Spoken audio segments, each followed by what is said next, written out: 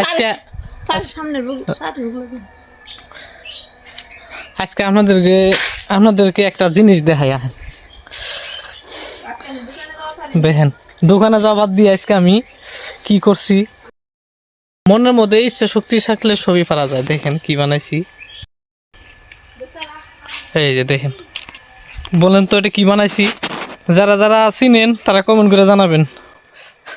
তারা তো অনেকে হয়তো জানে না, যাদের বাড়িতে গবাদি পশু আছে আর সেই গবাদি পশুদের খাবারের জন্য আমরা যেটাকে শুধু বাংলা ভাষায় বলি যে সারি, তো সেই সারিটা বানাইলাম শুধু মানুষ মিস্ত্রি বানাইছে। দেখেন আমি আপনাদেরকে দেখাই কি কি বস্তু দিয়ে বানাইছি। সামান্য এই যে একটা স্যান্ডেল দিয়া মানুষে কইছে যে মনের ভিতরে ইচ্ছা শক্তি থাকলে সব কিছুই বানান যায়। একটা স্যান্ডেল দিয়া মোটামুটি শাড়িটা বানাইলাম। দেখেন এই যে কি, হ্যাঁ খাম না খাইছি। আর এই জায়গায় এটা আমাদের কলেফার, তো এই জায়গায় আমরা মশলাটা বানাইছি। এখান থেকে মশলাটা খালি আমি একটা ওই যে গাবলা, ওই গাবলাটা দেখতেছেন, ওই যে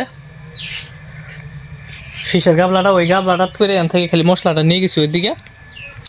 এইদিকে নিয়ে আমি দেখাই এইটা।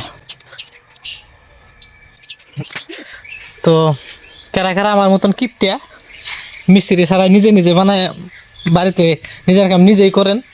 অ্যাকচুয়ালি কি, আমি মানুষটা এরকম, যে কোনো বস্তুই আমি নিজে বানানোর জন্যে চেষ্টাটা বেশি করি।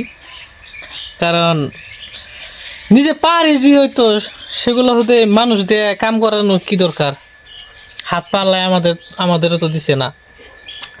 অনেকে বলবে যে হয়তো টাকা বেঁচে গেলো তার কারণে নাকি, না, হয়তো কিছু কিছু কাম আছে দেখবেন মিস্ত্রিরা করবো, আপনি মন মতো নেবো না, আপনি করবেন এক পাইলে, ওরা করে থুইছে আরেক পাইলে। তবে এই সুস্থ থাকবেন, ভালো থাকবেন। আর ভিডিওটা শেয়ার, লাইক, কমেন্ট, লাইক করেন না কে, বেশি বেশি লাইক করেন। হেই ভালো লাগে না?